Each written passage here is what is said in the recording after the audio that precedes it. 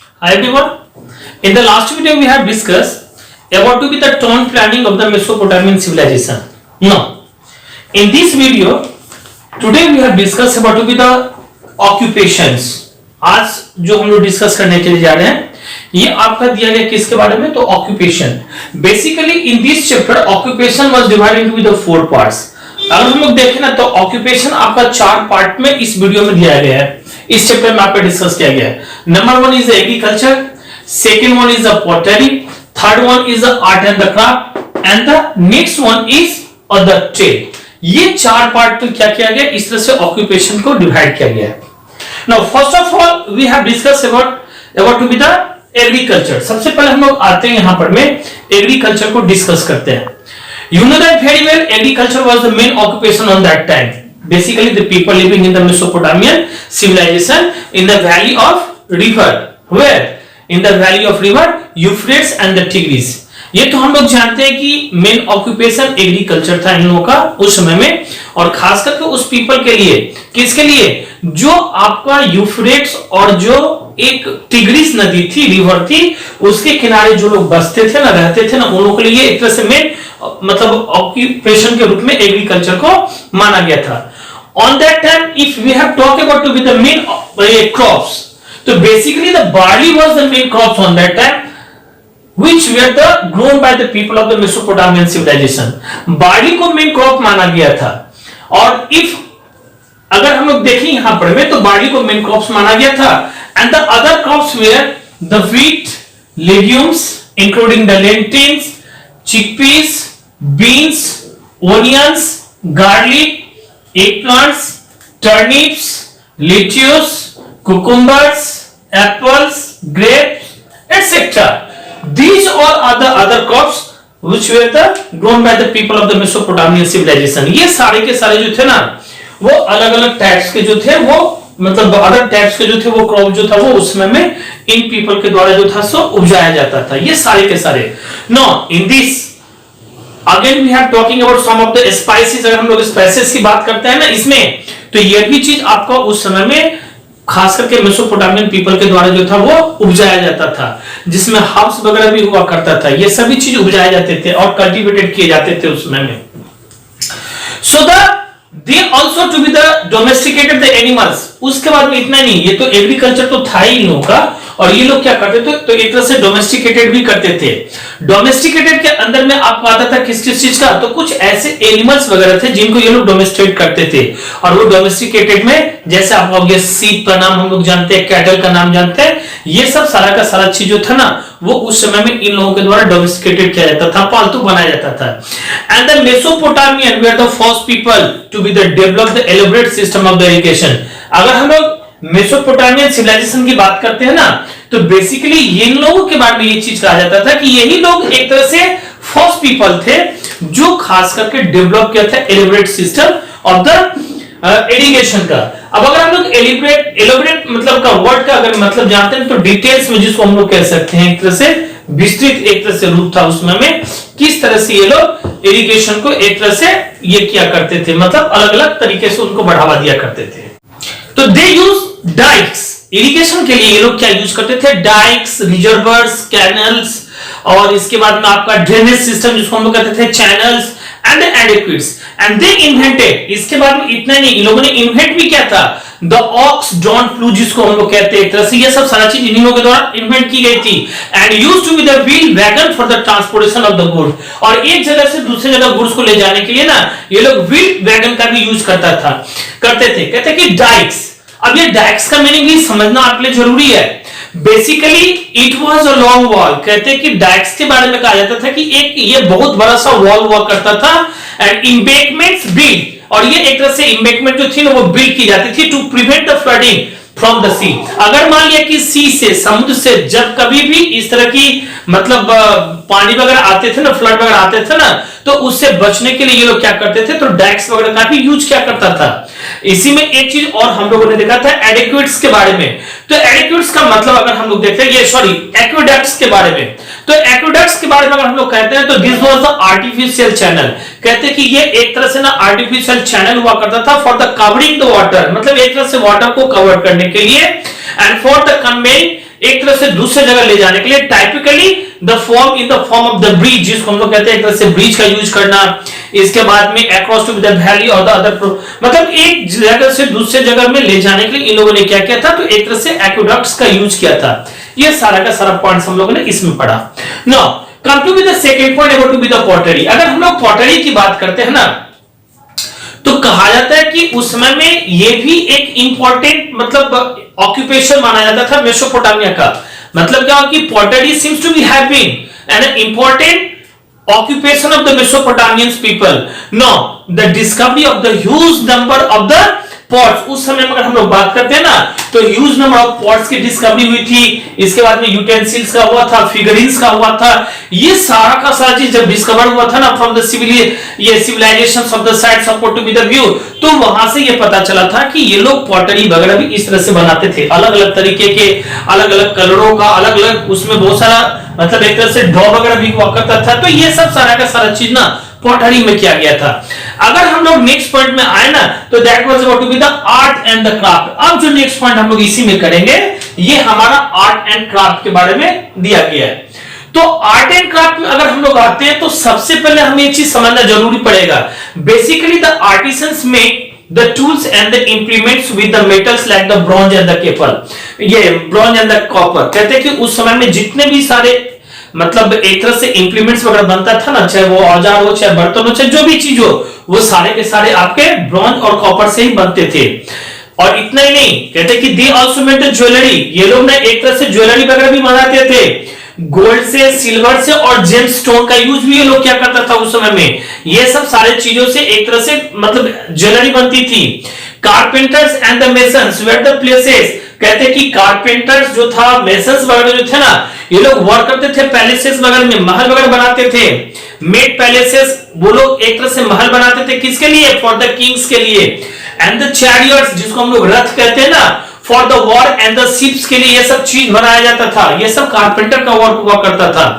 और इसके अलावा भी बहुत सारे ऐसे मतलब वर्क वगैरह थे जो कि आर्ट एंड क्राफ्ट के रूप में जाना गया था। अगर हम लोग वुड की बात करते हैं ना, तो this came from the Lebanon. कहते हैं कि उस समय में ये जो लकड़ियां होती थी ना, ये सारे के सारे लेबनान से आया करता था। And weaving was also the important transport, ये ऑक्यूपेशन। और उसी समय में आपका वीविंग जो था ना, ये भी एक तरह से इंपॉर्टेंट ऑक्यूपेशंस के रूप में माना गया था।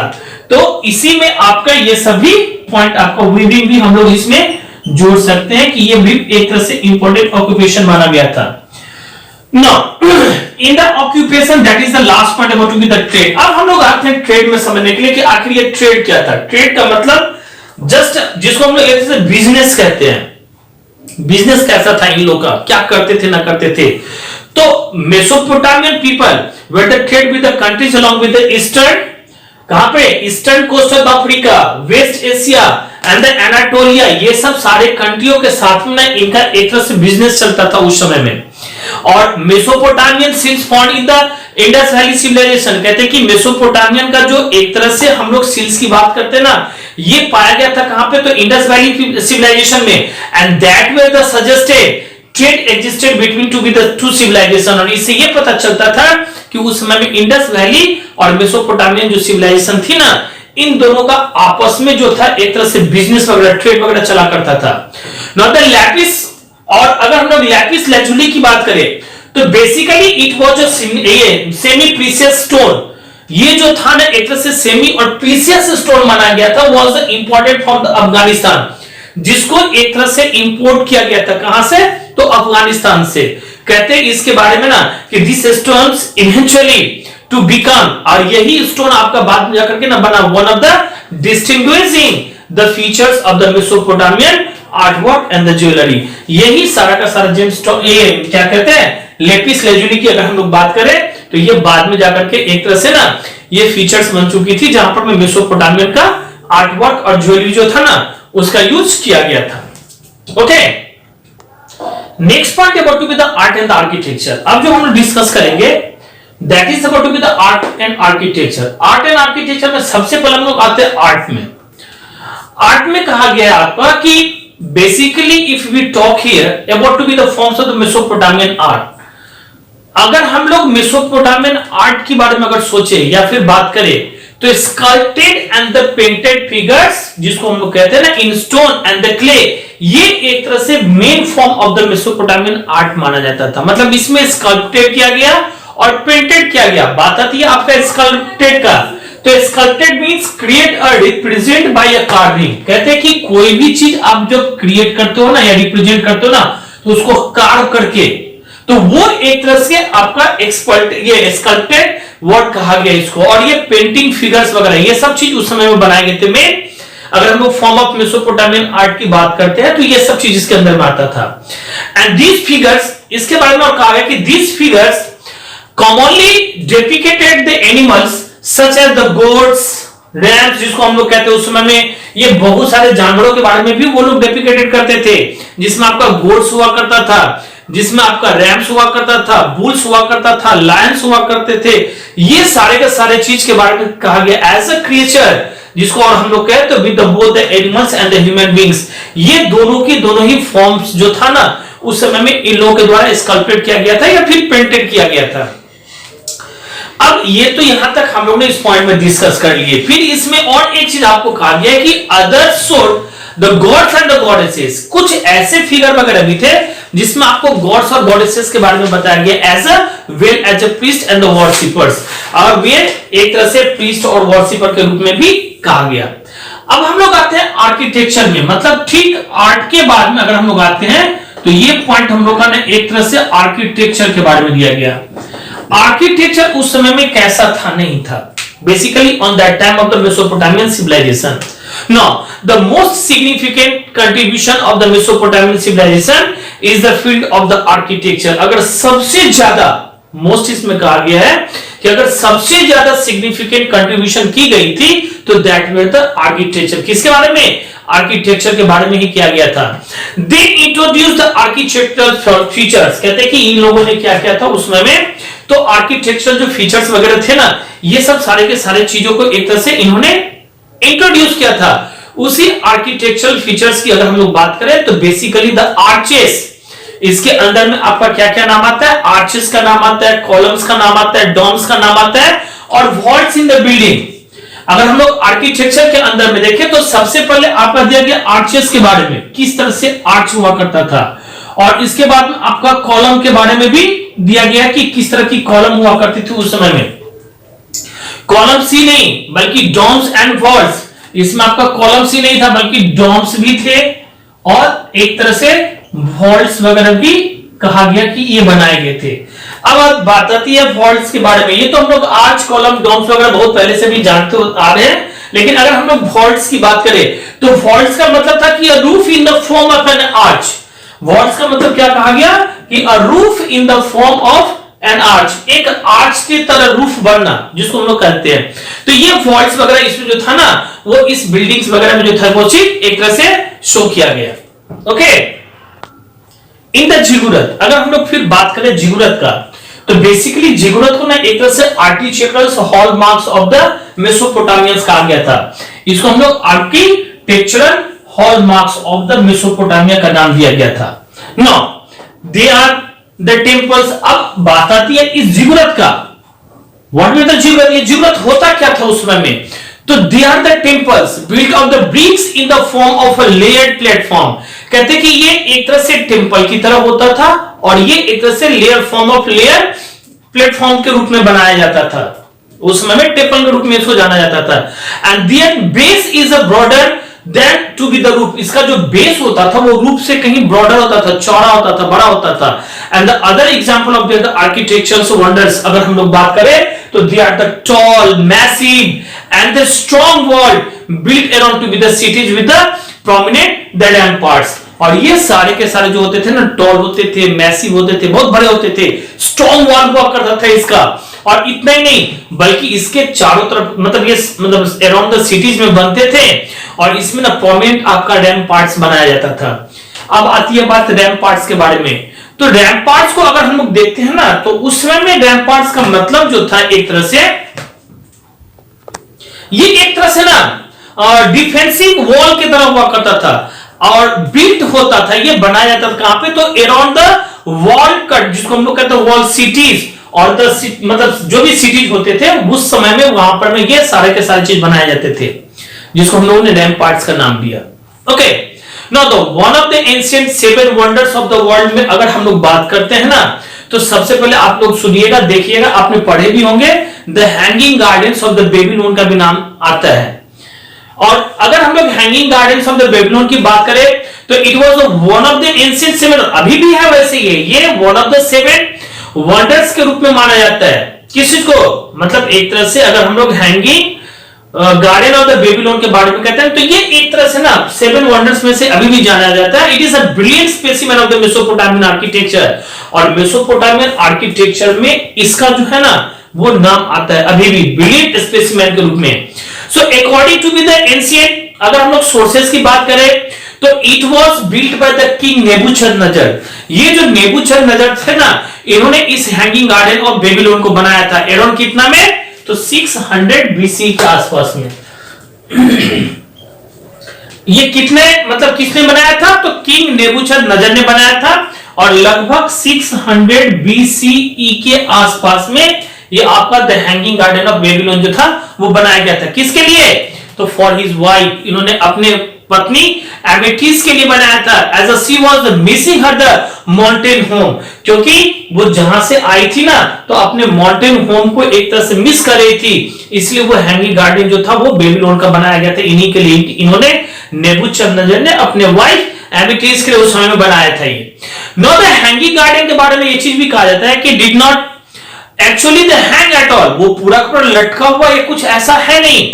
It was a rise area, कहते हैं कि ये एक तरह से ना राइज एरिया हुआ करता था, और द मल्टी लेवल इसमें टेरेसेस हुआ करते थे, बनाए गए थे, और basically this terraces were the supported by the columns, और ये टेरेसेस जो था ना वो एक तरह से सपोर्ट किया गया था कॉलम से, and plants grow from this the terraces. कहते हैं कि इसी टेरेसेस में ना बहुत सारे प्लांट्स वगैरह को ना उसमें ग्रो किया गया था, and this get to be the represent, अगर हम देखें तो वो एक तरह से इंप्रेशन दिया था किस चीज के रूप में, कि that the plants were the hanging down, मतलब एक तरह से लगता था कि प्लांट्स जो था ना वो एक तरह से हैंगिंग डाउन थे।